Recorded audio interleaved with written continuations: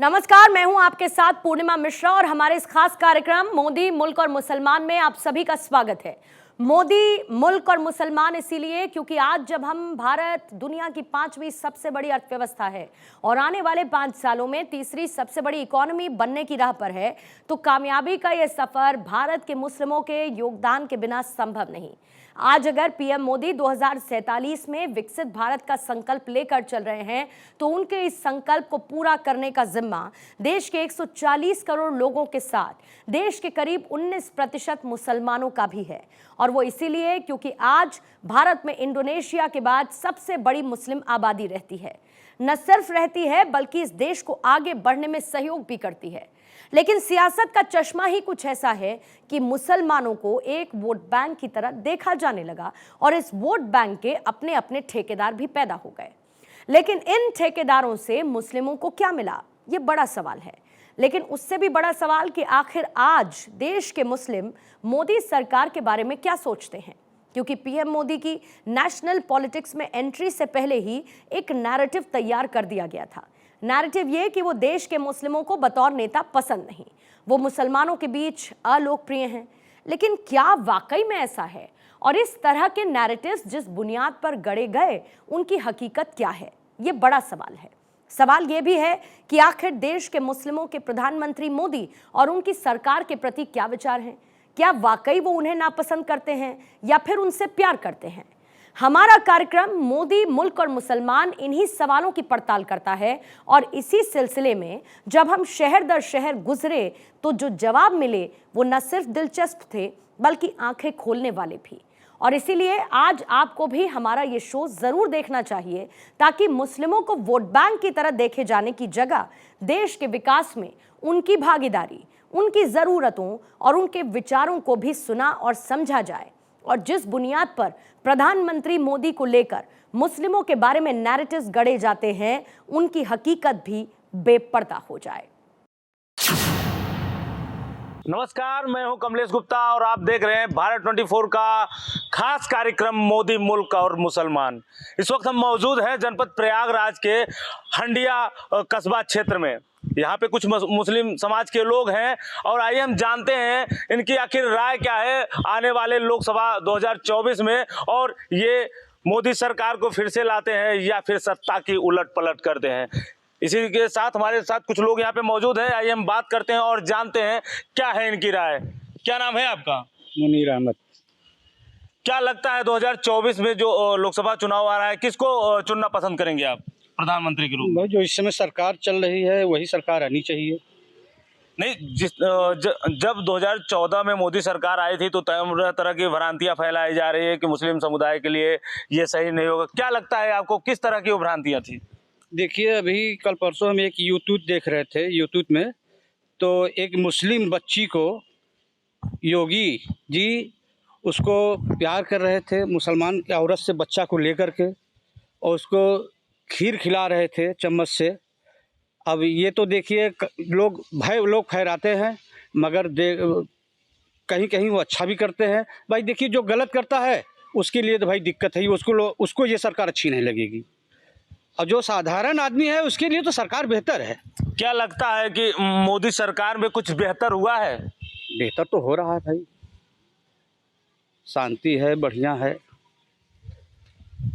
इसी के साथ आप बताइए, जो वर्तमान में मोदी सरकार चल रही है, कितना संतुष्ट हैं आप? बहुत बहुत बहुत संतुष्ट हैं। बहुत योजनाओं का लाभ मिल रहा है, तमाम लोग ले रहे हैं, हम भी ले रहे हैं। किन किन योजनाओं का लाभ मिला है मोदी सरकार में आपको? राशन मिल रहा है, गैस सिलेंडर मिल रहा है फ्री, और जो है ये मिल रहा है, क्या बोलते हैं, गेहूँ चावल वल सब चीज़ मिल रहा है। तो आप क्या लगता है 2024 में आप किसको वोटिंग करेंगे, किस पार्टी को आप समर्थन देंगे?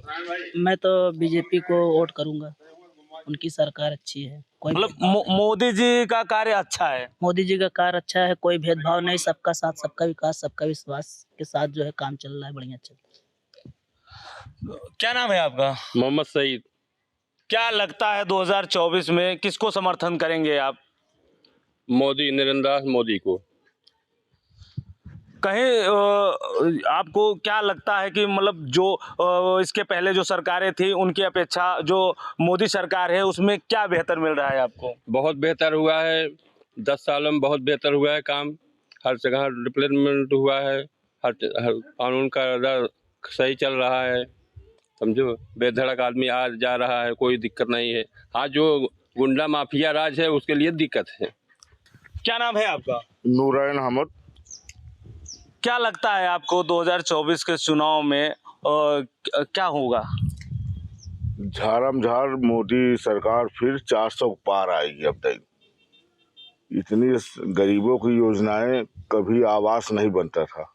70 साल कांग्रेस की सरकार थी, कभी कोई योजना नहीं पाए, ना कोई रोड निकला, ना कोई योजना निकला, ना गरीब पेंशन पाया है, ना कोटे पे गेहूँ गल्ला मिला। आज इस सरकार में सब खुश हैं, लाइन ऑर्डर भी मजबूत है, सब ठीक ठाक है। और 400 पार आएगी। 400 के पार आएगी। 400 पार 100% 100% 400 पार। तो जैसे कि आप देख रहे हैं यहाँ पे जो जनता है, जनता का मूड क्या है, जनता यहाँ मोदी सरकार के कार्यों की सराहना कर रही है। और भी लोग हैं, जानेंगे कि आखिर इस बार क्या होगा। क्या नाम है आपका? सैफुल अब्बास। क्या लगता है 2024 के चुनाव में क्या कुछ बदलाव होगा? प्रचंड जीत होगी भारतीय जनता पार्टी की, और माननीय प्रधानमंत्री श्री नरेंद्र मोदी जी तीसरी बार प्रधानमंत्री बनने जा रहे हैं। इसके लिए अग्रिम बधाई आप सभी को। आप सब चौथे स्तंभ हैं, इसलिए आप लोगों को भी बधाई। और तीसरी बार प्रचंड बहुमत के साथ ये सरकार आने जा रही है। उसका कारण ये है कि सरकार ने 10 साल के अंदर जो भी कार्य किए हैं, आज़ादी से लेके आज तक बहुत सारी सरकारें बनी, बहुत सारे प्रधानमंत्री हुए, ऐसा नहीं है, काम किया उन्होंने भी। लेकिन जो विकास भारतीय जनता पार्टी की सरकार में हुआ है, चौमुखी विकास, जो कि सुना जाता था चौमुखी विकास, लेकिन देखा नहीं गया। भारतीय जनता पार्टी की 10 साल की सरकार में चौमुखी विकास देखने को मिला। कश्मीर से लेके कन्याकुमारी तक पूरे भारत में, हर राज्य में, हर जिले में, हर गांव में विकास देखने को मिला है। तो बताइए, तीसरी बार प्रचंड बहुमत के साथ सरकार क्यों नहीं बनेगी? मुस्लिम समाज भी जबरदस्त वोट करेगा अपने बूथों पर, और माननीय प्रधानमंत्री मोदी जी को प्रधानमंत्री तीसरी बार बनाएगा। नहीं तो सरकार की जिस तरीके से आप लोग सराहना कर रहे हैं, तो सरकार ने कार्य भी किए हैं या कुछ गलतियां भी हैं सरकार की? देखिए, कार्य इतने ज्यादा हैं कि कहीं अगर थोड़ी बहुत भूल चूक हो गई हो तो जनता उसको समझती है कि अगर कोई भूल चूक सरकार या सरकारी मशीनरियों से अगर कहीं हुई है तो समय रहते उसको ठीक भी किया है सरकार ने।